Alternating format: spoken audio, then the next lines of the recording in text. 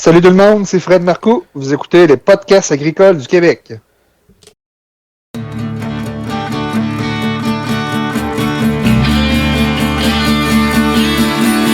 les podcasts agricoles à la vie, comme à l'école, on se parle de bricoles, de choses anticoles. On se parle de tracteurs, y'a les fans, pis les menteurs. On se lève de bonne humeur, pis on compte pas nos heures. Christian Dionne est là. Agricole, agricole, agricole, agricole, agricole, agricole, agricole, agricole. Bienvenue dans le podcast agricole du Québec avec Christian Dionne. Hey, salut tout le monde, j'espère que vous allez bien. Et oui, cette semaine, je suis avec Fred Marcoux de Sainte-Marguerite d'Ambos. Salut Fred! Salut Christian, ça va bien? Très bien, toi? Oui, top shape. Good. Hey, moi, Fred, ça fait longtemps qu'on se connaît, surtout via Twitter. On s'est rencontrés une fois en vrai, ça fait longtemps de ça. C'était au colloque des TI, je pense, après le colloque des TI, ça se peut-tu? Ouais, puis moi, j'avais de quoi à Trois-Rivières. J'étais descendu de Trois-Rivières jusqu'à Drummond juste pour aller vous voir. Ouais. C'est quelque chose comme en 2013, je pense, ce colloque-là, 2013-2014. Ouais, probablement. Ouais, 2013, ça aurait de l'allure, là. Ça l'aurait de l'allure. Ou peut-être avant ça. Je m'en souviens plus, là. C'était après que je sois à Frac, ce colloque-là. J'ai lâché à Frac en 2012. Ça peut être bien automne 2012. Automne 2012, hiver 2013. Là. Ouais, c'était plus à l'hiver, là, ça, je m'en souviens. Ouais, Là. ça devait être ça. Good. Hey, Fred, tu connais un peu le concept des podcasts agricoles? Oui. Fait que, tu sais, on va te connaître. Fait que, d'où c'est que tu viens, t'es venu au monde sur la ferme, tout. Fait que, explique-nous ton parcours de vie.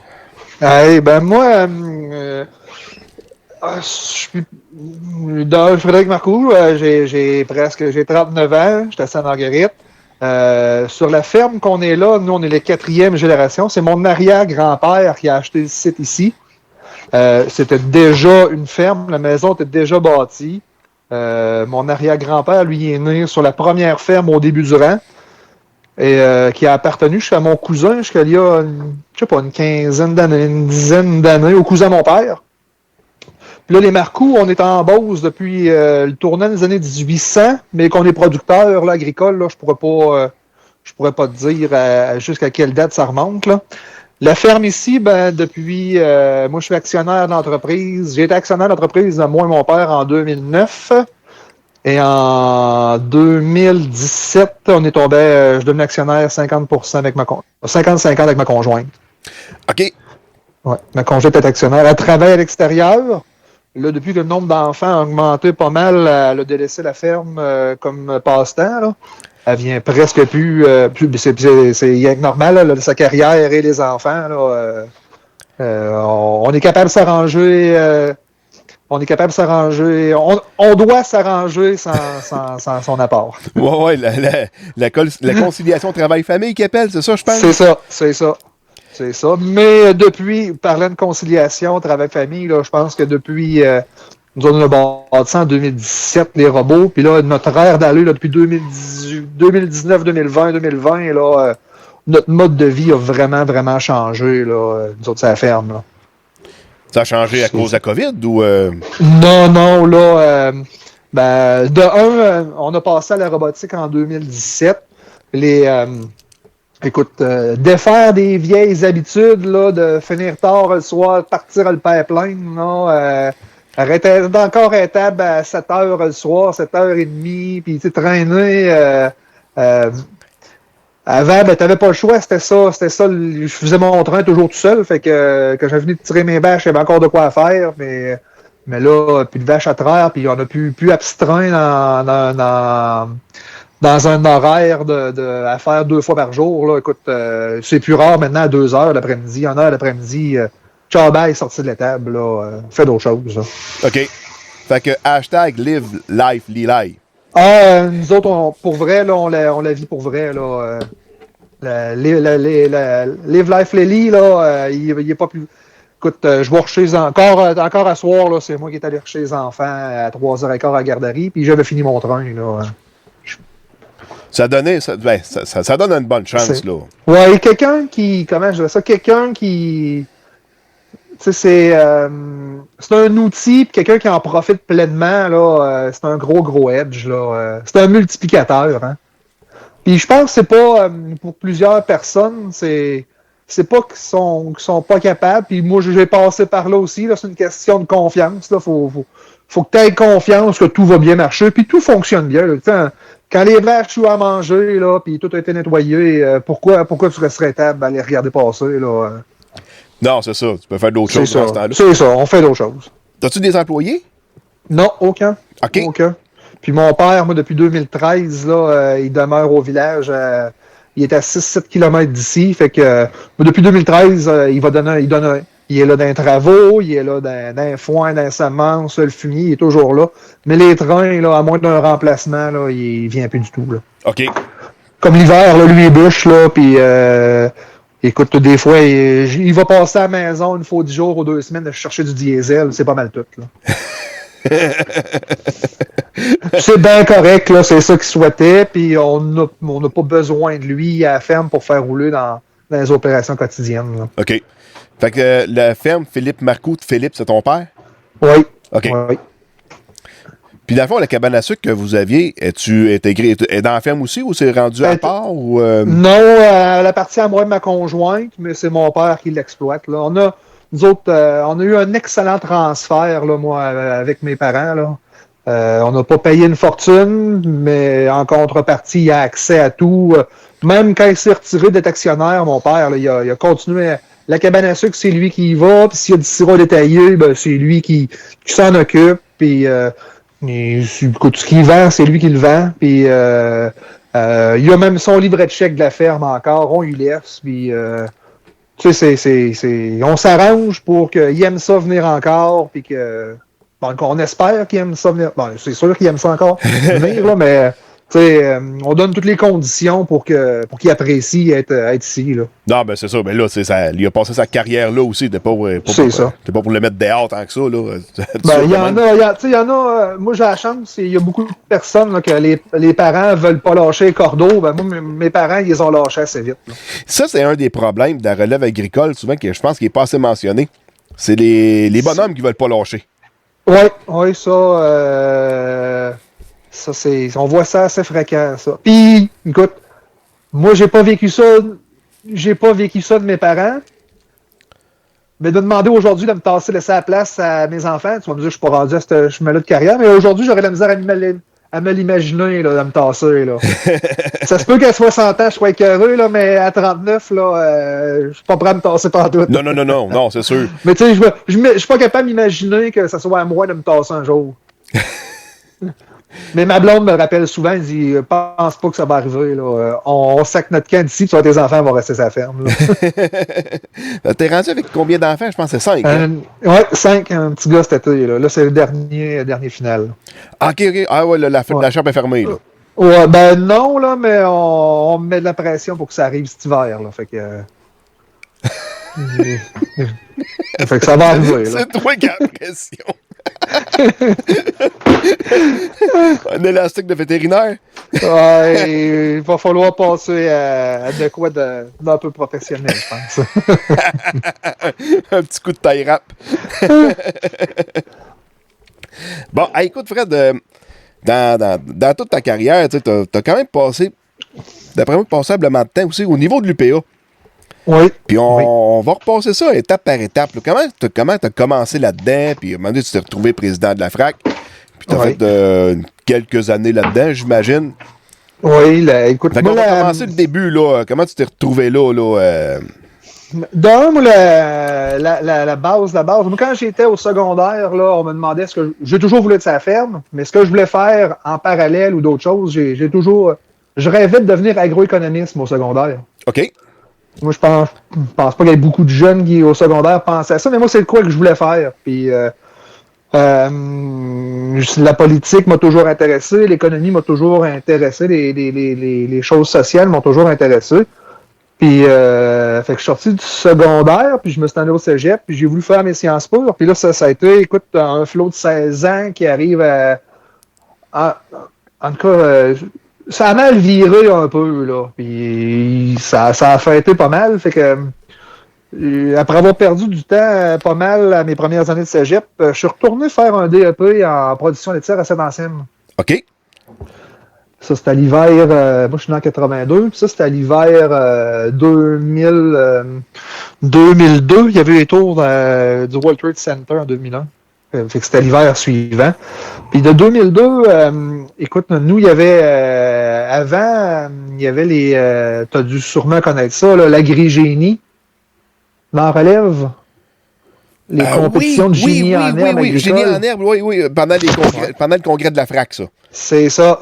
Fait que nous, il y avait une finale régionale de ça. Puis l'école de Saint-Anselme avait son école. Fait que les profs, ils m'ont demandé de participer à ça. Tu veux dire. C'est ça. Fait que c'est de même que je suis arrivé à une première réunion de la relève. J'avais 20 ans pile. Puis finalement, on se présente là. Puis il y a la moitié de l'équipe de notre DEP qui finalement se sont ramassés sur l'équipe de la Beauce. Fait qu'on participe au congrès de la FRAC à Montmagny, à notre premier congrès. On n'allait pas là en tant que congrès. On n'allait pas là en tant que délégué. J'allais pas là pour le côté politique ou j'allais participer à l'agrégénie. J'étais là. À Montmagny, j'étais là. Je pense que oui, tu y étais. Je t'ai déjà lu, tu disais que c'était de tes années que tu y es allé dans les congrès. Oui, j'étais allé au congrès. Le premier congrès, c'était au manoir du Lac de l'Age. Ça devait être l'année d'avant? Je pense que oui. Puis après ça, c'était à Montmagny. Puis l'année d'après, je me demande, c'est pas Rimouski. L'année d'après... Ou si c'est pas Rimouski avant Montmagny, en tout cas... non, ça n'a pas été dans le bas du fleuve. On est allé en Abitibi ou au lac. C'est Alma ou... Ça a dû être Alma l'année suivante. Ah, moi, j'ai jamais été à Alma. Alma, en bout de temps, je les savais par cœur, mais là, je m'en rappelle plus. Alma, il y a du monde bizarre là-bas. Je ne vois pas là. Non. Mais non, je me souviens d'avoir été à Rimouski. Puis après ça, à Montmagny, c'était-tu à Loiselière? Oui, c'était à Loiselière. C'est ça, t'as monté de là-bas en char. Martin Landry qui était président de la FRAC dans ce temps-là. Ça a été son année de présidence. Tabarouette! Emmanuel Estraker a dû devenir président cette année-là, je pense. Oui, il y avait... Ah non, je me souviens qu'il y avait...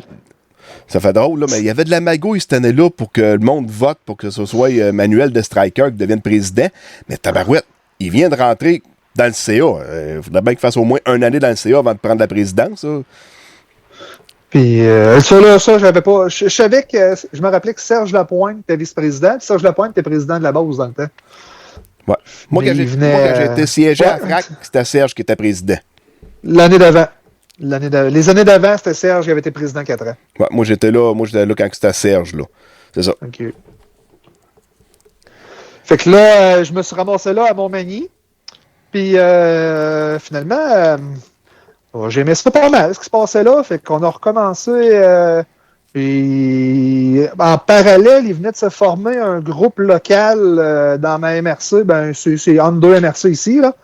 Fait que tout de suite, on s'est joint à ce groupe-là. Puis, c'est un groupe local qui est devenu extrêmement dynamique. Il a été démarré 1-2 ans avant que je devienne membre. Puis, écoute, 5-6 ans après, on était... 4-5 ans après, on était une 60aine de membres dans ce groupe-là. OK, mais c'est bon. Ah oui, ça avait monté vite. Puis t'as eu... c'était un des groupes qui drivait le plus la base dans le temps, là, notre groupe de releveurs. Là. Il y avait pas mal de leadership dans ce groupe-là. Là. Fait que moi... et j'ai commencé là. J'ai monté tous les échelons. J'ai fait Jagribec, le régional.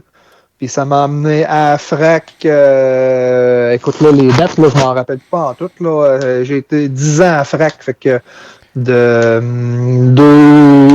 deux, je suis rentré au CA en 2. Écoute, je suis rentré en relève en 2000, puis j'ai dû rentrer au CA de la FRAC en 2002 ou 2003.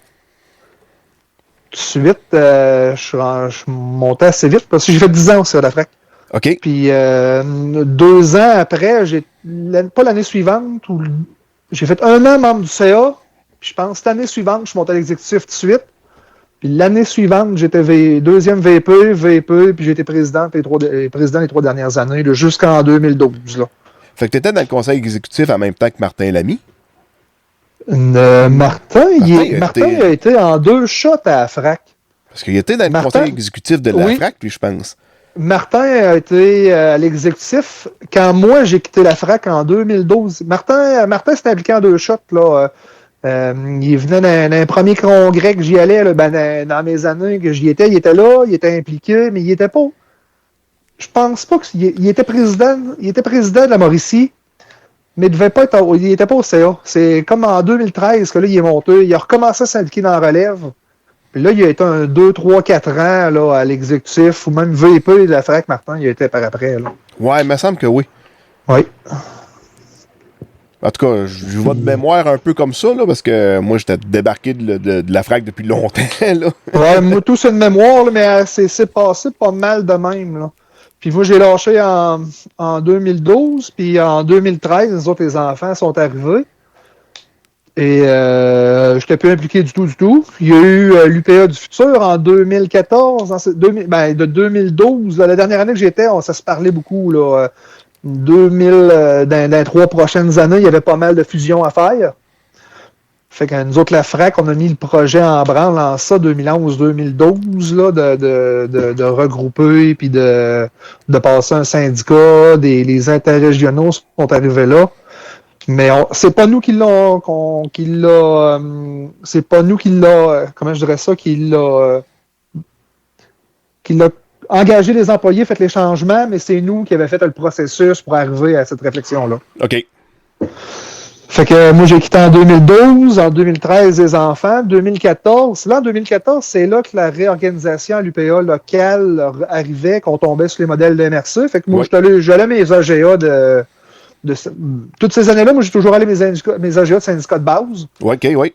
J'allais à l'AGA parce que dans ma tête, c'est un devoir de participer à l'AGA. Puis Puis en 2014, j'ai été nommé au CA, mon syndicat de base. J'ai dit, j'ai rien d'autre, je vais y aller, c'est bien correct. Puis 2 ans après, je pense j'ai été même pas maximum 2 ans, on m'avait approché que je prenne la présidence de mon syndicat local. Ah. OK. Fait que j'ai pris la présidence jusqu'en 2019. Puis là, avec 4 enfants, là, je voulais être encore impliqué, mais là, garder la présidence dans un syndicat, là, ça demandait pas mal. Là, fait que j'ai laissé ma place, c'est tout. Là. Ouais, parce que c'est les réunions de ce syndicat-là, les réunions aussi au niveau régional. C'est ça. Puis j'avais été à l'exécutif. J'avais été à l'exécutif de la Fédération régionale aussi. Là, ça en faisait déjà pas mal, trop. Ça en faisait beaucoup. Trop tôt dans. C'est arrivé trop vite, trop de réunions trop vite. Fait que, ouais. Fait que j'ai redélaissé pas mal. Ouais, c'est ça. Moi, j'ai tout le temps été garoché un peu là-dedans. Fait que, t'as beau aimer ça, t'as beau avoir du monde qui te pousse, mais faut toujours bien que, écoute, si c'est pour te coûter à la ferme ou te coûter ton couple, là, on revient à la maison, c'est tout. Là. Non, c'est ça. Parce que t'es producteur agricole avant tout, là. C'est ça. Puis c'est pas quelque chose qui te paraît beaucoup, mais il y a beaucoup de personnes qui pensent que je suis extrêmement carriériste là-dedans, mais non, pas tant que ça. Hein. Moi, j'aime ça m'impliquer, mais tu sais, j'ai autant de fun à travailler sur la ferme, fait que j'aime ça t'impliquer, mais quand même que je suis pas là, moi, c'est pas la fin du monde non plus. Là. J'en fais pas des boutons la nuit. Là. Fait que, dans le temps, relève agricole, là, il y avait le Décathlon Europe-Amérique qui se faisait l'été. J'ai connu le nom, mais je l'ai jamais vécu. OK, c'est beau. Parce que d'après moi, là, l'édition qu'on a faite, nous autres, au Centre du Québec, c'était la dernière. Ça peut. Moi, quand je suis arrivé, quand j'ai été à la présidence de la FRAC, là, on s'est mis à faire du ménage, puis on avait ramassé les derniers t-shirts de ça. Là. Ah ouais? Ouais, j'en ai les derniers t-shirts de ça, là, j'en ai une coupe encore chez nous, je pense. Ça, j'en avais pour travailler. C'est-tu l'édition 2001 ou 2002, nous autres? Je pense que c'était 2002. Ouais, puis après ça, j'ai les t-shirts de 99, moi. Puis en 2003, après ça, c'était le... Attends un petit peu. 2003, c'était la vache folle. Fait qu'il y avait la fièvre afteuse, je pense, en 2001. Moi, j'avais été en 2000 avec la relève agricole. On avait été à Amqui. durant l'été. C'était le décathlon qui se faisait là à Amqui. Puis après ça, je pense que c'est en 2002 qu'on l'a fait à Drummondville, nous autres. OK. C'était Martin Landry qui était président cette fois-là. OK. Puis OK. Jean-Philippe Deschaines-Gilbert qui était secrétaire. Ouais. C'est pas mal lui qui m'a flippé les dernières boîtes, je pense. Là, OK. Parce qu'il était encore dans l'UPA, lui, je pense. Jean-Philippe, lui... Il est-tu au bœuf? Non, il a été au bœuf, mais là, je pense qu'il est... Ben, lui, il s'occupe de sa fille beaucoup, Jean-Philippe. Là, il s'occupe beaucoup de sa famille. Ben, il priorise sa famille. Fait que là, il est adjoint là, dans Volard, il est quelque part. Là. Il s'est fait offrir des bons postes. Là. Ça fait longtemps que je n'ai pas parlé, là, mais à ma connaissance, là, j'ai eu ouï dire il y avait eu des bons profs, puis des bons. C'est un gars d'exception, hein, Jean-Philippe Deschaines-Gilbert, là, quelqu'un que j'apprécie beaucoup. Mais je pense qu'il préférait se consacrer là, à ses enfants. Là. Mais il est encore à l'UPA. Il avait lâché la frac pour s'en aller en Europe, Jean-Philippe. Ah oui, OK. Ouais, il est allé travailler 2-3 ans pour la FNSA. OK. Ça, c'est le syndicat, un syndicat français, là-bas. C'est le gros syndicat français, ça. Il a été... il était dans 4-5 employés haut placés là-bas, là, Jean-Philippe, là. Ah, tabarouette, OK. Oh oui, il était directeur de, peut-être pas communication, je pense qu'il était quelque chose comme directeur de la vie syndicale là, à la FNSA, là. OK, tabarouette, il était bien placé. Oui. Une petite expérience en France, quand même. Oui. Fait que lui, il est parti en France, puis c'est nous, à FRAC, qu'on a engagé une Française. Ah oui? Ben oui. Magali Delaumier. C'est moi et Benoît Martin qui l'avons engagé. Écoute, la dernière année à Benoît, 2008, j'étais VP. Fait comme Magali, on l'a engagé en 2008. Puis elle est arrivée au Canada en 2009, Magali, comme DG de la FRAC. OK. 3 semaines avant que je prenne la présidence de la Fédération. OK. Ah. Puis Magali est encore à l'UPA aujourd'hui. Elle est directrice, elle est comme directrice d'avis syndical, communication, tout ça. Là, adjointe à Charles-Félix Ross, Magali. OK, ta direction générale, là. Ouais. OK. Une femme d'exception, ça aussi, Magali. On a vraiment du bon monde. C'est de quoi que les producteurs, on ne sait pas, là, mais quand tu as la chance d'avoir connu ces gens-là, là, on pèle tout le temps ça dans la faute de Longueuil, là. Mais quand tu as connu les employés de là-bas, là, comment c'est dévoué les producteurs, là, on fera un mot de ça, hein, ça travaille, là, c'est incroyable pour les producteurs. Moi, j'ai eu la chance, en guillemets, la chance de pouvoir les côtoyer, là, puis j'ai un respect immense pour toute l'équipe qui est là-bas. Hein. C'est méconnu l'ouvrage qu'il fait là. Oui, sûrement. Oui. On les salue en passant, tous les employés de l'UPA. Je serais pas surpris qu'il y en ait un ou deux qui écoutent ça, là. Ben, j'espère bien. Ils doivent peut-être tous écouter celui de la terre de chez nous, là. Mais... Good. Hey, toi, sur la ferme, là quand t'as acheté, t'avais combien de vaches? Puis là, t'es rendu avec combien? T'as monté à combien de vaches, là? Mon nombre de vaches, écoute, quand j'étais jeune, là, les premières fois que j'ai commencé à poser des treilleuses, là, j'avais une dizaine d'années, t'as de main, là, on avait de la place au pipeline pour 20 vaches au maximum. Puis quand j'ai fini le cégep, là, parce que pour finir ma parenthèse, j'ai fait un DEP, puis quand j'ai fini mon DEP, je suis retourné faire mon DEC en gestion agricole. OK. Puis quand j'ai terminé mon DEC en gestion agricole, là, ça devait être en 2004-2005, là, on avait 32 kilos à l'époque. Je suis devenu actionnaire en 2009. Fait qu'on a commencé à acheter du quota dans ce temps-là. Là.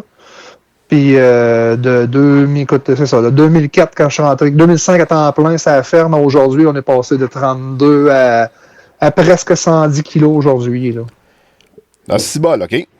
Mais les années que j'étais à FRAC, on ne m'achetait pas là, parce que je partais 110-75 jours de la ferme par année. Là. Ouais, tu peux pas... Tu peux pas prendre l'expansion, ça la ferme, puis t'en aller, puis laisser l'ouvrage aux autres non plus. Là. T'as été combien de temps président à FRAC? 3 années. 3 années? C'était des mandats de 1 an? Oui, 2009-2012. OK. Parce que sur Twitter, il me semble, je me souviens de ça vaguement, mais t'avais été à Winnipeg. Tu avais fait une tournée dans l'Ouest canadien, je pense, avec la FRAC. Ben, chaque année, nous, il y avait la table pan-canadienne de la relève agricole. Oui. Ailleurs, je pense, Puis, les 4H que ça s'appelle. C'est écrit, je me rappelle plus comment ça s'appelle, là, mais la table pan-canadienne, CYFF. CYFF. Oui, c'est bon. On participait à l'Assemblée générale de ça chaque année. Là, c'était des 3-4 jours partis. 3 jours partis. Puis de temps en temps, il y avait un autre événement dans l'année. On participait à ça. Là. OK.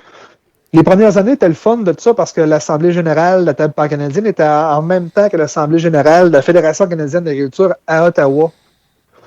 Fait que là, on rencontrait tout le monde à Ottawa, l'agricole. C'était le fun en maudit, ça. D'un contact là, avec le fédéral. Là. Ah ouais, le haut gratin, là. Ah oui, les ministres fédéraux, là, on les a tous rencontrés, là, l'agriculture dans le temps. Là. Parce qu'il y en avait une couple qui venait au congrès de la FRAC dans le temps aussi. Le congrès de la FRAC. Ben, écoute, moi, j'ai mes souvenirs les plus loin, là, j'avais, écoute, comment il s'appelait, donc, les ministres d'agriculture, moi, mes premiers congrès, ils venaient quasiment toujours aussi, là. Moi, je me souviens de Rémi Trudel, dans le temps, qui était déjà venu à la FRAC. Ouais, ils sont quasiment toujours venus, les ministres d'agriculture au congrès de la FRAC. Du fédéral, c'est les secrétaires parlementaires, c'était pas le ministre en tant que tel, mais les secrétaires, ils venaient, comme nous autres, on l'a eu presque chaque année, nous, au congrès, en personne. Ouais. Fait que, OK. Là, t'allais, bon, au CYFF. C'est là qu'on partait pas mal. Puis c'est probablement là que, oui, le 3/4 du Canada, là, je l'ai visité grâce à la relève agricole. Là. OK. Ouais. Il me reste le BC, je pense que j'ai pas fait. Le BC, puis l'île du Prince-Édouard, j'ai jamais mis pied là. Terre-Neuve non plus. Là. Mais les autres, ça a pas mal tout été fait. Ah, ben, crème, c'est pas pire. Ouais. Fait que là, tu te débrouilles pas mal en anglais à cette heure? Pas si mal. Pas si mal. Là. Pas bilingue, là, mais le parler puis le comprendre. Là, je pourrais, comment je dirais, être impliqué et devoir rencontrer des anglophones, là, je serais fonctionnel. Là. OK. Ça t'inquiéterait pas tout, là. Non. OK. Mais je me considère pas bilingue, par contre. Ouais. Comme moi, je me considère plus blédingue que bilingue, là. Puis t'as quelle grandeur de terre en tout? Nous autres, on n'a pas grand terre. On a 200, avec les locations, on a 240, 250 acres. Là. OK.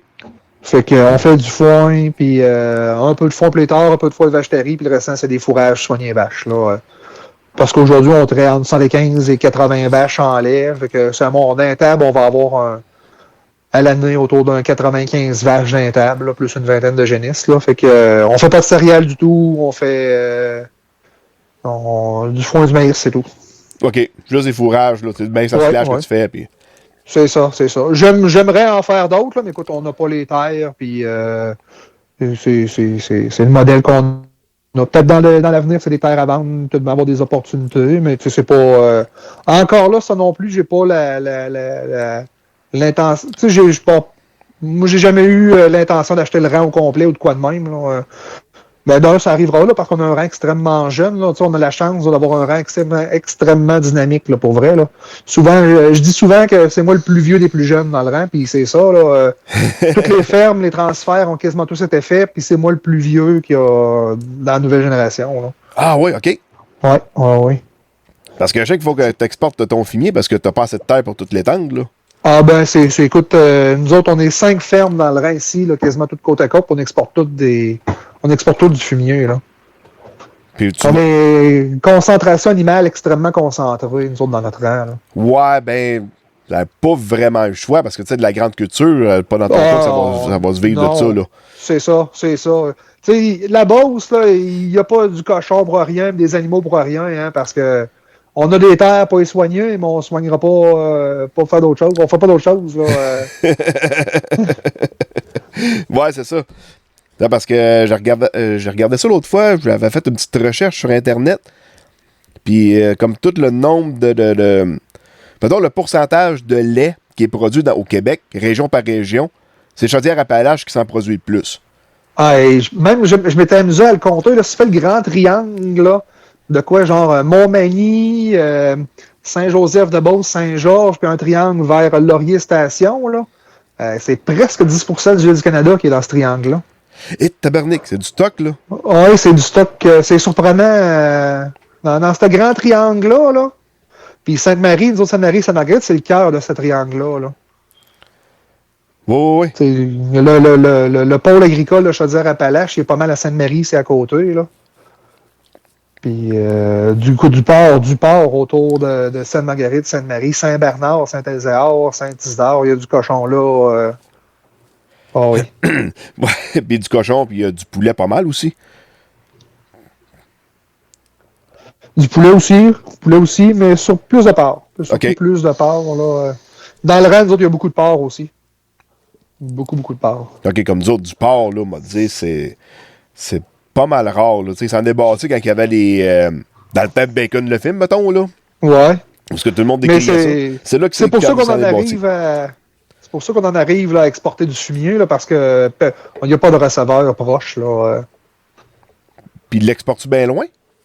Ah, moi, j'en monte. C'est à terre à mon... Ben, on en exporte, entre guillemets, à terre à mon père au village de Sainte-Marguerite, parce que mon père a encore une terre à lui. OK. Je la compte dans nos heures de location, mais on en monte en van là-bas. Puis sinon, j'en ai un qui est un peu plus loin, puis je paye le transport au complet là, à Frampton. Mais c'est un bon bargain que je trouve parce que nous autres, notre fosse n'est pas assez grande, puis lui, il me permet d'entreposer là l'hiver. OK. Fait qu'on en sort très tard. On a sorti à mi-décembre, puis aussitôt qu'elle va être pleine, là, quelque chose comme 15 avril, 20 avril, là, ça se peut qu'on mette à la pompe dedans, puis on y en remonte encore. Là. On monte ça dans un van, puis on dompe à la van là-bas dans sa fosse, puis c'est lui qui le reprend là-bas. Là. OK. Parce que c'est sûr que ce qui arrive avec la production laitière, c'est que tu peux augmenter ta production sans augmenter le nombre de places dans l'étable. Fait que là, tu te retrouves que les vaches, s'ils produisent plus de lait, ils vont produire plus de marde, puis à un moment donné, tu te souviens qu'une fosse trop petite. Ouais, mais ça reste les kilos de phosphore qui vont toujours compter. Là, le nombre de vaches, une vache, les kilos de phosphore en conséquence. Mais je pourrais, tu sais, avoir les terres en conséquence, je pourrais me bâtir une grosse fosse, une nouvelle fosse, puis je me casserais pas la tête avec ça. Là. Ouais. Mais tant qu'à pas avoir les terres, je ne bâtirais pas la fosse, puis on va l'exporter. J'aime bien mieux l'exporter en van dans une autre fosse que le charrier moi-même. Là. Ouais, puis de toute manière, on s'entend que la fosse, tu ne reçois pas un chèque pour ça, là, fait que c'est quasiment un actif mort. Ouais. Moi, je paye le transport là-bas, je le paye au complet, mais ça fait mon affaire que de domper une fosse. OK, ouais, puis payer le transport ou acheter des terres pour pouvoir l'étendre? C'est bien moins cher. Exporter du fumier, c'est pas si cher que ça. Hein. Même si on paye le transport au full au complet. Là. Ouais, là, tu aurais les paiements de terre à faire, plus payer l'épandage. Ben oui. Parce que ça coûte assez cher. Je l'ai déjà fait faire, moi, faire épandre du fumier. Tabarnak, ça coûte une beurrée, là. Ben, une vanne, exporter une vanne de fumier, là, moi, en montant à Frampton, elle me coûte 300$, c'est sorti, là. C'est pas si pire que ça, pareil, là. Puis t'en sors combien de vannes? Moi, j'en monte une vingtaine là-bas, puis une quinzaine chez mon père, une vingtaine chez mon père. OK. Chez ton père, une quarantaine de vannes. Il y a une fosse chez ton père? Non, là, on la reprend là-bas qu'une doune, puis on l'épande nous autres même au champ, là. OK. On prend un van pour la monter là-bas, pareil. C'est-tu bien loin le village par rapport à chez vous? Nous autres, il y a un 7 km. Ah oui, tu fais ça en troc, ce bout-là? Oui, c'est en montant, fait que c'est un peu plus rapide de prendre des trucks, puis une doune, puis épandre là-bas. Que, on l'a déjà fait aussi, là. On a des forfaitaires qui nous l'ont déjà fait, là. 2-6 000 gallons des fast track, là. Mais un dans l'autre, c'est un petit peu moins cher de prendre des trucks. OK. Puis quand tu dis une doune, c'est quoi tu veux dire par là? Moi, j'ai jamais entendu parler de ça, une doune. Une tank tampon, hein. La vanne dorme d'une tank tampon, puis tu te recharges toi-même à partir de la tank tampon. Ah, OK. Comme une espèce de container, si tu veux. Puis... C'est ça. Ah, OK. Fait que ton chantier est en continu tout le temps. La vanne dort par part, puis l'autre se charge, puis il repart. Puis, OK, fait que non, t'as pas, le truck n'a pas besoin d'attendre le tracteur qui... C'est ça. Qu'il aille vider, qu'il revienne, qu'il aille vider, la tank n'est pas pleine, puis... Ouais. OK, ça fait un chantier qui est pas mal plus efficace. Que les deux, tout le temps, les deux s'attendent jamais. C'est ça. Personne n'attend jamais de même. Ben oui, c'est ça a bien de l'allure, là. Ça a bien de l'allure. Puis la donne, est-tu à toi ou est-tu au forfaitaire. Au forfaitaire. Ben, au transporteur. Au transporteur. OK. Good. Puis là, je suis un petit peu enrhumé. Je sais pas si ça paraît. Ça va commencer de même, ça finit avec un Q-tip dans le nez, hein? Ouais, je l'ai essayé, puis en tout cas, hier, j'étais encore négatif. Avec les tests rapides, là, même j'ai mon gars de 7 ans qui filait pas lui avec. Fait que lui, c'est négatif 2 fois, puis moi, 1 fois. Fait que... Il doit être probablement correct, là. Ouais, on va finir par le poignet. Anyway, tout le monde va y passer. Ouais. Parce que toi, ça s'est promené pas mal, je pense, chez vous. La manière que tu parlais de fois sur Twitter. Ouais, mais nous autres, on a tous été malades, mais on n'a jamais eu la COVID. On s'est testés, là.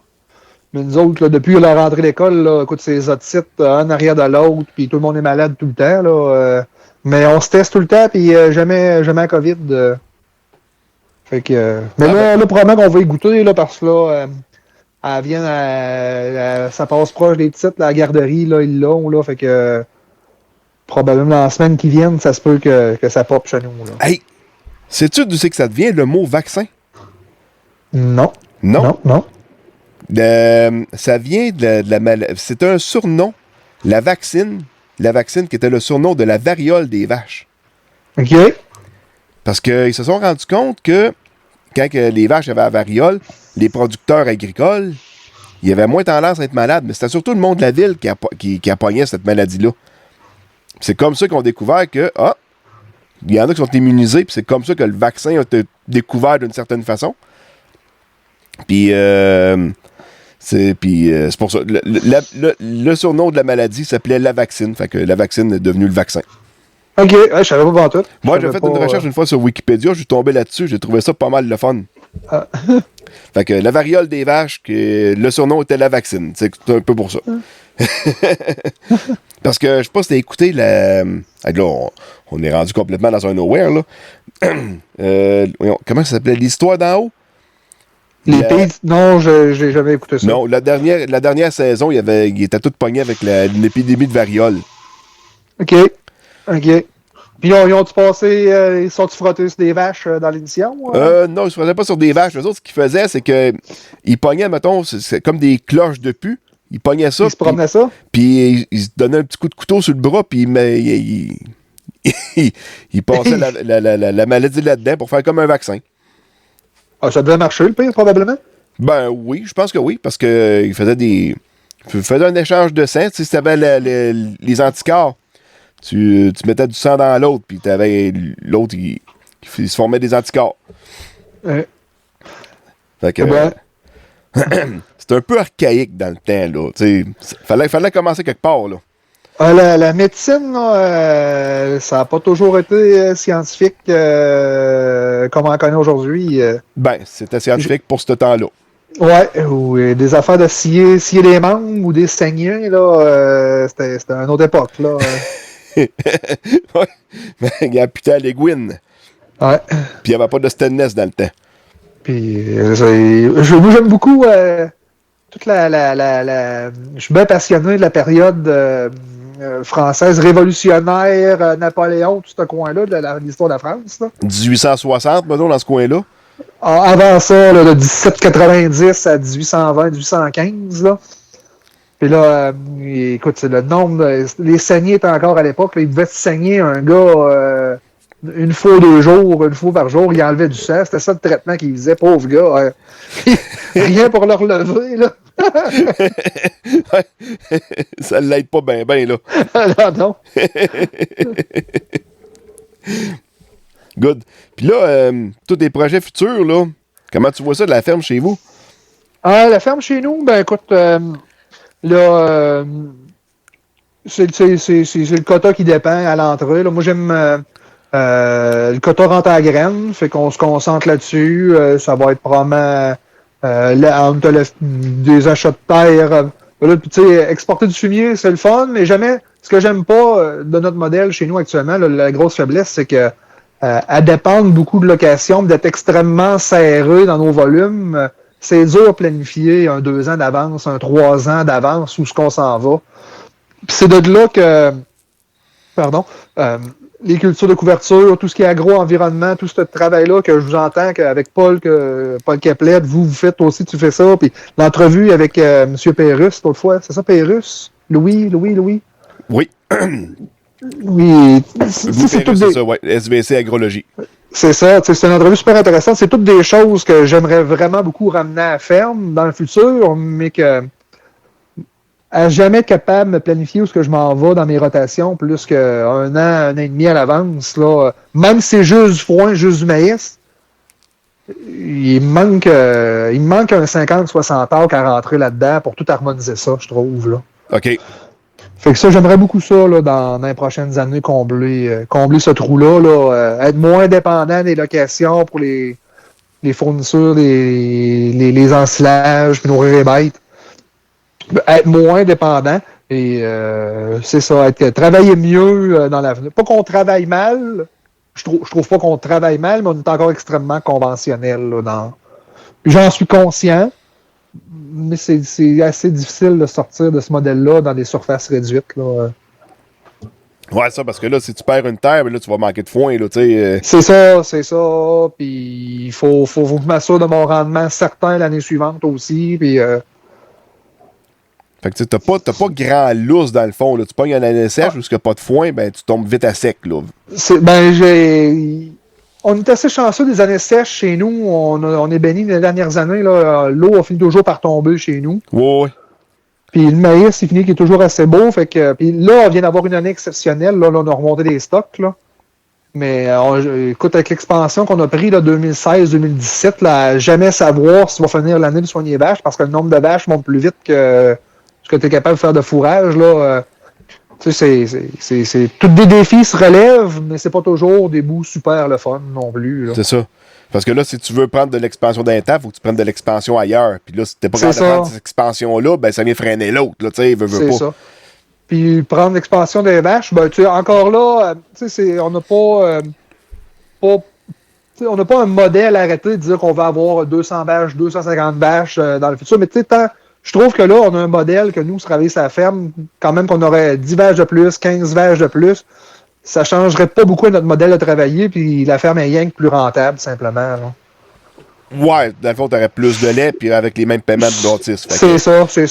Ce qui nous a déjà beaucoup changé dans les 3 dernières années, mais je vois encore que les 3 prochaines pourraient être encore, entre guillemets, plus faciles. Là.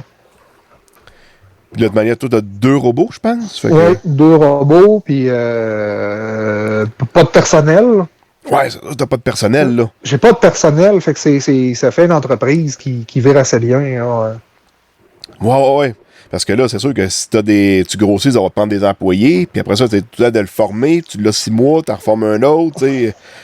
T'sais, probablement qu'à terme, ça va prendre des employés, mais le quota rentre tellement pas vite que la croissance se gère très très bien à l'interne.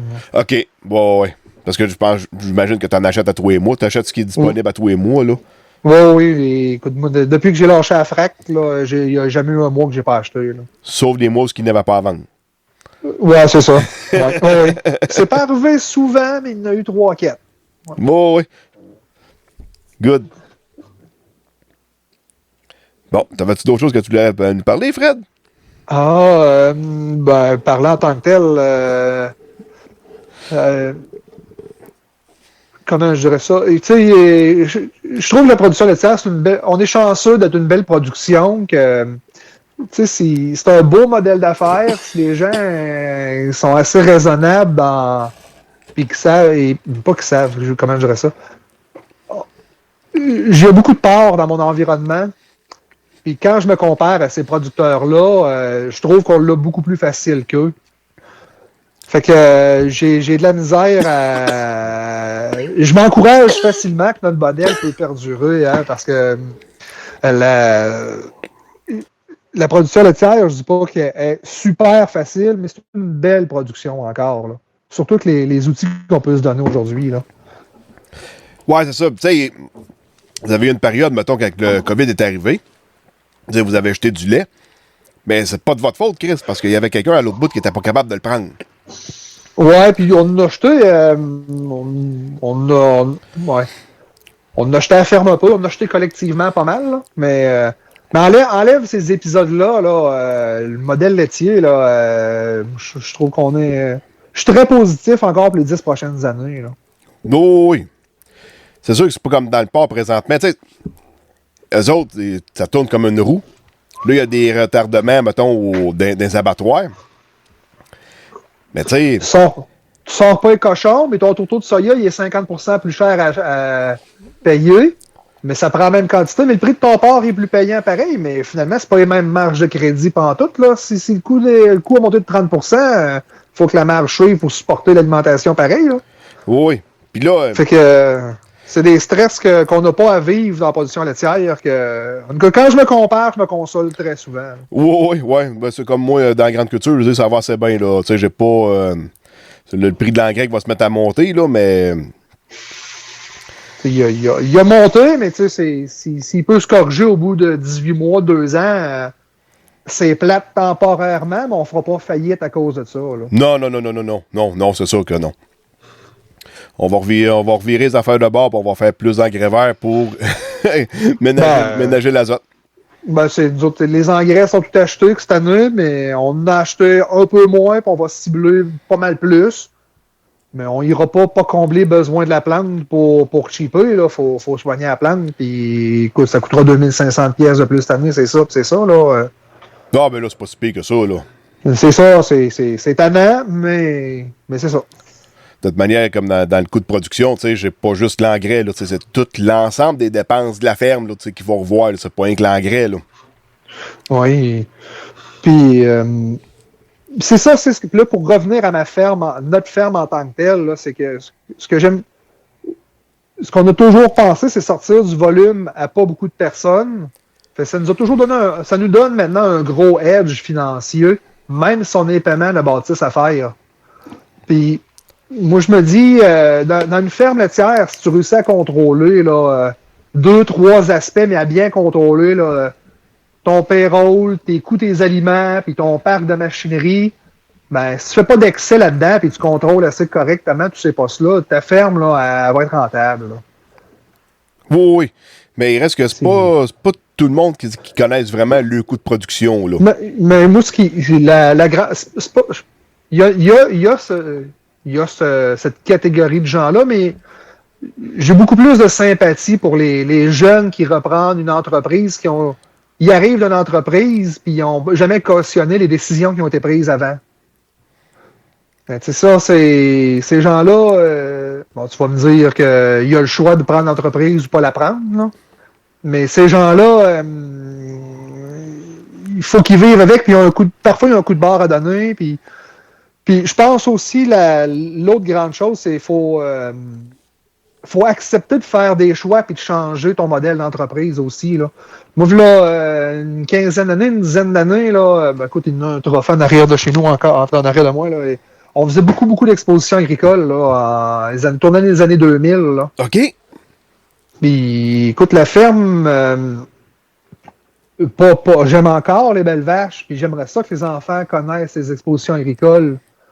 Mais ceux qui réussissent à en faire un secteur économique viable, il y en a, mais c'est une minorité de ces gens-là. Bon, mais nous, au fil des années, on a carrément...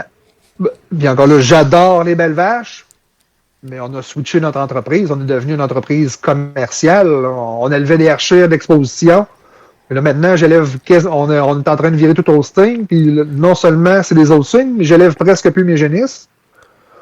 Puis je regarde presque même plus mes croisements non plus dans mes génisses que je veux garder. Je garde mes bonnes vaches, puis je mets un croisement, je m'amuse un peu, puis j'achète mes vaches, c'est tout. Là. Mais tu sais, faut accepter de changer de modèle aussi si le modèle change. Hein. Ouais. C'est... Ben, tu connais les 7 pires mots à prononcer quand on est en affaires. Ah, on a toujours fait ça de même. Hein? Ouais. Mais tu sais, nous, ça, c'est une des forces qu'on a dans l'entreprise. On a changé plusieurs choses, pas drastiquement, mais de philosophie et de façon de travailler. On a passé d'attaché à l'os il y a plusieurs années. Il faut accepter de changer pour t'amener à la prochaine étape. Et si tu le fais à l'avance, puis la suite va là, c'est bien. Là. Puis il faut que tu l'ailles en tête longtemps d'avance. En 2009, on avait rallongé notre étable. On avait 36 stalles. Puis là, on était rendu trop serré. Fait qu'on avait tout cassé. On avait allongé. On a passé à 60 stalles. Puis on avait allongé la bâtisse pour tirer plus de vaches. Puis le contracteur de 2009 qui nous a fait le béton, c'est le même qui nous a refait le béton en 2017. Puis moi, je me rappelais pas de ça. Mais lui, s'en rappelait. J'y avais dit en 2009, j'ai dit dans 10 ans, on passe au robot. On était en train de bâtir en état attaché. Puis en 2017, quand il est revenu, qu'on a recommencé à faire le béton de l'autre, il s'est rappelé de ça. Il me dit, tu m'avais dit dans 10 ans, t'es en avance. T'es en avance de 2 ans. Ah, Chris, c'est bon. Mais je me rappelais pas de ça, mais lui s'en rappelait. Mais tu sais, si tu l'as en tête, puis tu acceptes de changer, ben, je pense tout se suit. Toi aussi, j'écoute ton expérience. Tu as changé plusieurs choses là, dans la manière de travailler. Puis du moment que tu acceptes qu'il faut que tu changes, faut que tu acceptes, que tu changes ta situation, ben fais-le, puis tu vas t'adapter, c'est tout. Là. Oui, j'ai jamais eu de misère à m'adapter. Mais il y a des gens qui l'ont, puis d'autres l'ont pas. Non, c'est ça. T'avais des Archers avant, t'es rendu avec la Holstein. Y a-tu une raison pourquoi tu as changé de race? C'est-tu parce que ça passe pas bien dans un robot, les Archers, ou... Non, la raison principale, là, quand on était attaché, on avait des très bonnes performances à nos Archers, mais on atteignait déjà la limite, là, même si on avait donné... puis on n'avait pas des stalles, mettre des Holstein. Jamais, on aimait les Archers dans le temps. Mais au fil des années, écoute, on était dans les 20 dernières années, le niveau de gras des Holstein puis le niveau de production a tellement augmenté que il est dur à comparer maintenant avec des Holstein, là, les Archers, je veux dire. Là. OK. La même vache, tu vas faire un 10 à 15% de gras plus facilement là, avec une Holstein maintenant. Là. Ah oui, OK. Fait que nous, on a la chance d'avoir un bâtiment qui donne pas mal ce qu'il y a de mieux comme condition des vaches. Fait que les vaches sont faciles à garder. Il y a quand même des assez grosses Holstein. Là, et on leur donne, si on donne une bonne RPM qui est bien balancée avec des très bons fourrages, qui expriment très très bien leur lait. Et là, le lait, c'est ça. C'est la productivité par vache là, a changé beaucoup. Là. OK. T'es rendu à peu près avec combien de kilos de gras par vache présentement? Là, nous autres, là, on pousse pas en fou pour sortir du lait par vache. On soigne pas. On contrôle. Ce qui est important, c'est de contrôler notre coût d'alimentation. Oui. Mais au final, on fait, écoute, on va livrer, comme ce temps-ci, on livre 117, 118 kilos à 76 vaches. Là. Le 1,5, 1,55, là, il se fait très, très facilement. Là. Mais on a encore pas tout à fait le tiers du troupeau en Archer sur le lot pareil. Là. Tellement le quart du troupeau. Puis là, avec le prix du soya et du maïs qui a monté, t'as-tu fait pas mal de changements pour comme éliminer, mettons, le tourteau de soya, remplacer ça par d'autres choses à la place pour donner à tes vaches? Ouais. Nous autres, le tourteau de soya, là, en octobre l'année passée, pas octobre 2020, dès qu'il a franchi 525$, le tourteau, là, on l'a sorti de la ration, nous autres. OK. On a remplacé ça par un mash d'ingrédients avec beaucoup d'urée alimentaire dedans, qui était quasiment 40$ moins cher dans le temps. Puis depuis ce temps-là, on ne l'a jamais ressorti parce que sa différence avec le tourteau, c'est sûr, ce mash-là monte de prix, mais il reste quand même moins cher. Puis là, je me suis encore fait pogner cette année, j'en ai pas fait de booking. J'avais encore 525$ en tête, puis pour le volume qu'on prend, j'ai peut-être manqué ma période de réussir à fermer à 525, là, 520, 525. Là, d'une couple de jours, je l'ai manqué. Fait que c'est la protéine bypass, là, on marche au prix du jour. Là. Mais la protéine bypass, on l'avait fermée cet automne. Là. Fait qu'on a une partie de notre protéine que le prix est sécurisé. Là. Fait que la protéine bypass, ça veut dire? Qui est assimilable plus loin dans la vache. OK. Puis les vaches peuvent le produire elles-mêmes à partir des fourrages, mais si tu veux produire un peu plus de lait, là, pousser un petit peu plus ton alimentation, tu peux lui en donner une certaine quantité pour essayer de pousser un peu plus la vache. Là. OK. Puis là, donnes-tu encore de l'huile de palme aux vaches? Parce que là, moi, hier, il faisait moins 30, mais le beurre, assez que t'as dur en maudit. Je suis obligé d'avouer là, que je donne encore un dérivé de l'huile de palme. Nous autres, c'est du Mégalac là, qu'on donne. Il y a ceux qui donnent du palmite dans la RTM. Là, nous, on fait assez de lait. Si je fais plus de lait que mon quota, fait que je pousse pas à sortir du gras par vache. Là, fait que lui, il est retiré. Mais par contre, on a encore un dérivé de l'huile de palme qu'on donne. Puis oui, il y aurait d'autres alternatives, mais il serait extrêmement compliqué pour bien couvrir le besoin de la vache. Là. Mais on donne pas des très grosses quantités. Là. Moi, je donne 12 kilos pour tout le troupeau d'une journée. Là. OK. Mais d'autant plus, tu sais, à vouloir contrôler nos coûts d'alimentation, ça fait qu'on a des vaches qui sont un petit peu maigres, qui vont produire beaucoup de lait, qui sont un peu maigres, puis il faut supplémenter ces vaches-là pareil. Là. Fait que oui, j'en donne encore. On en donne encore un peu. Ouais, mais là, de là à ce que ça fasse durcir le beurre, là, à un moment donné. Ben, en tout cas, c'est pas que la quantité qu'on donne chez nous que ça fait durcir le beurre. Là. Les meilleures vaches vont avoir 200 grammes de Mégalac. Là. Je serais ben sceptique. Là. Ça, c'est tout mélangé dans RTM, ça? Non, lui, on le donne au robot. OK. C'est donné au robot. L'autre, c'est lui qui fait augmenter plus le taux de gras, c'est du palmite. Lui, il est mis dans les RTM. Là. Mais nous, ce qu'on donne, c'est du Mégalac, là, ce temps-ci. Là. Fait que lui, le Mégalac, c'est vraiment un dérivé de l'huile de palme, tandis que l'autre, c'est comme le tour de l'huile de palme. Les deux, c'est des dérivés. OK. Je pourrais pas dire la source. Il y en a un que c'est un peu plus un graisse, puis lui qu'on donne, c'est comme un sel de calcium, là, mais en formulation chimique. Là. Les formulations chimiques sont pas pareilles, puis les couleurs non plus. Là. Nous, c'est un gras qui est brun. Puis lui dans RTM, là, c'est un gras qui est blanc là, en bille. Là. OK. Mais moi, j'assume très bien qu'on en donne encore aux vaches. Là. On a eu notre validation de Proaction l'autre fois, là, puis quelques très hautes productrices, là, on a eu une mention que les vaches étaient un peu maigres. Là, fait que faut supporter l'énergie de ces vaches-là. Ouais, ça tire du jus, le produire du lait de même. Ouais. Là, pas. Ben oui, puis j'ai aucun problème à l'expliquer. Moi, on a reçu beaucoup de visiteurs à la ferme, puis faut l'expliquer. Là. Ce qui est un peu tannant, c'est que ça a mal sorti dans les médias. Là, où, Ouais, ça a été comme interprété un peu tout croche, là, d'une certaine façon. Là. Bon, on a tiré profit d'un sous-entendu pour qu'un pseudo-scientifique se mette encore plus sur la map. Là. Puis là, quand tu reçois pas mal de monde à la ferme, c'est quoi, des étudiants, une école qui vient pas loin de chez vous? Ben la famille passe, mais oui, on reçoit souvent des... Bon, on a une ferme qu'on a bâtie, on a mis une salle au 2e étage qui devait nous servir de bureau, parce que moi j'ai mon bureau à table, puis ma conjointe devait aussi avoir son bureau.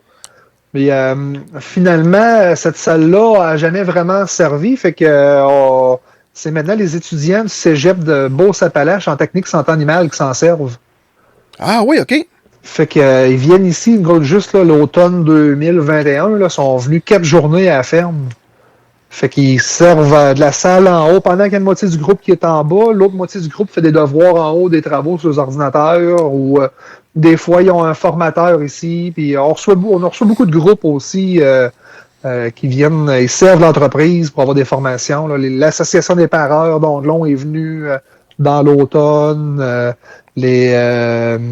Comme le collectif de formation agricole va venir aussi en février pour une autre formation ici. Les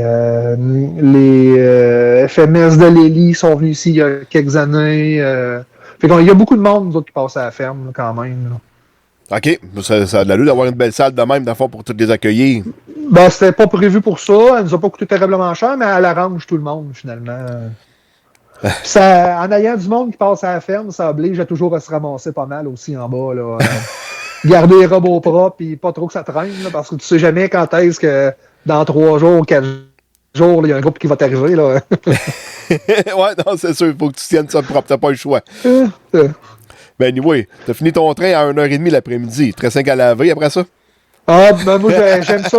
Pour vrai, moi, j'aime ça que ce soit propre. Là. Mes robots, moi, je les lave 4 fois par année, là, 1 fois par saison. Là, puis, c'est beau. Tous nos barrières sont aluminium, là, puis c'est beau quand c'est chromé. Là, oui. Ça fait propre dans la table. Là.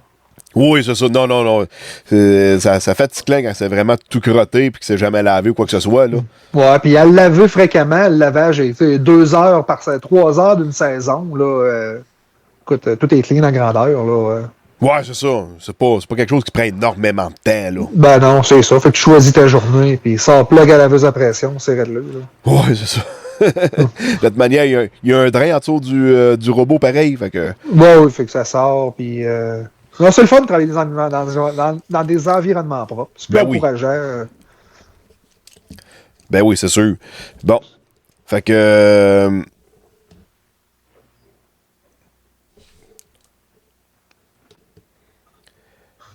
Bon, hey, Frédéric, je te remercie beaucoup, beaucoup, beaucoup de tout ton temps pour d'avoir passé au podcast. Puis en passant, Fred, je voulais te remercier. Tu es dans mes abonnés Patreon depuis le mois de juin, quasiment depuis mes débuts. Que j'ai Ouais, je pense. Je me suis inscrit, je pense, après 2-3 podcasts. Ouais. Fait que je te remercie beaucoup pour ça, parce que ça a l'air de rien, mais ça me permet d'avoir des petits fonds pour pouvoir m'équiper, puis essayer d'améliorer toujours mon setup, là, veux pas.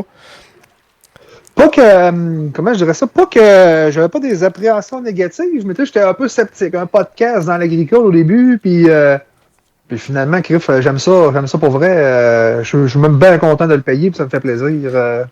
Un gros merci, mais il commence à en avoir quand même de plus en plus.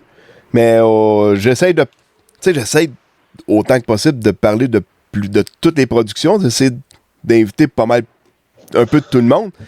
Tu sais, moi, je suis producteur de grains, c'était plus facile avec moi de parler avec des producteurs de grains, mais tu sais, dans le lait, ou je reviens souvent avec mon producteur de canneberge, là, Jean Oldstone, tu sais, c'est faire découvrir tout ce monde-là, c'est un peu...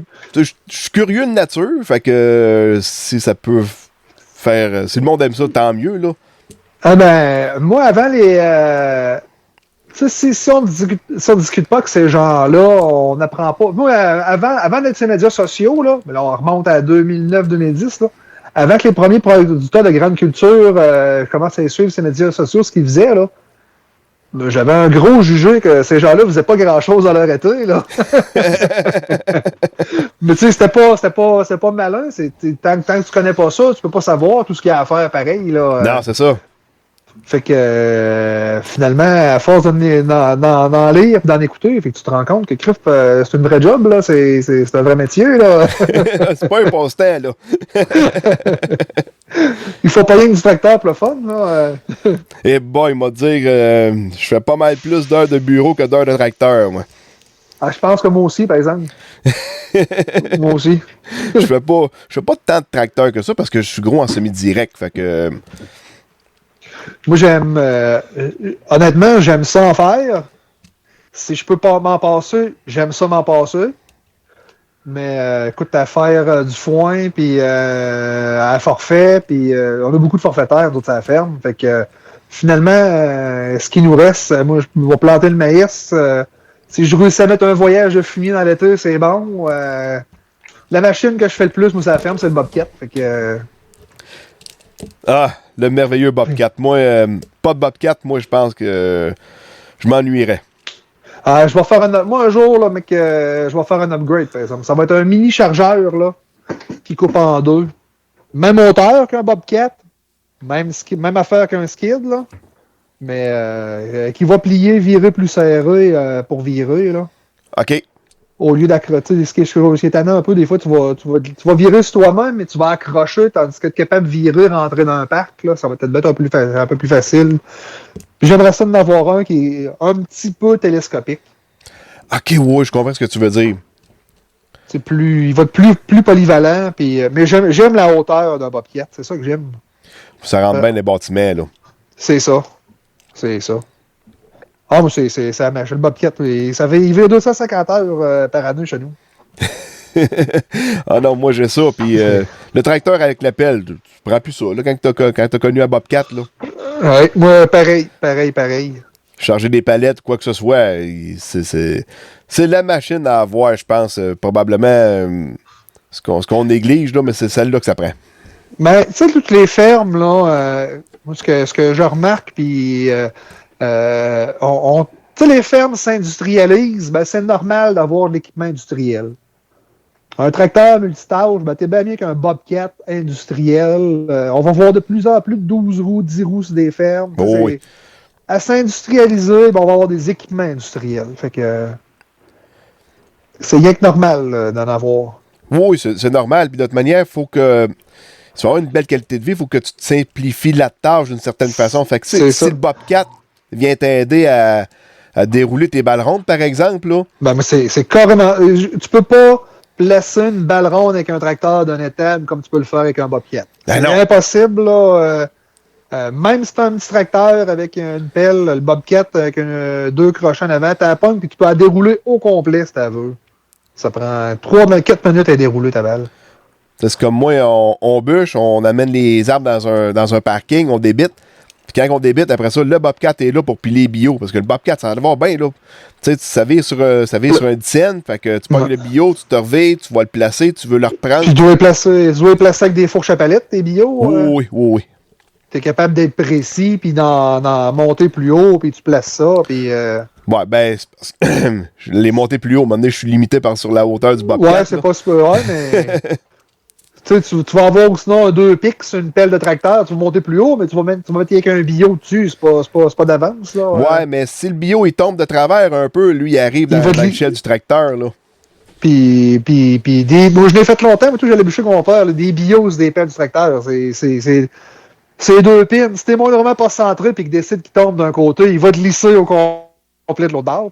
C'est ça. Il doit pas arriver avec des fourches, là. Oui, ça peut arriver parce que ça a l'air de rien quand le bois il est gelé puis que les palettes sont gelées aussi. C'est assez coulant. Ah, ouais, ça peut. Fait que tu te vires avec le Bobcat, là, puis tu vois des bio-crimes qui s'en vont tout sur le même bord. Ah, là, faut que t'es dompes, t'es reprends.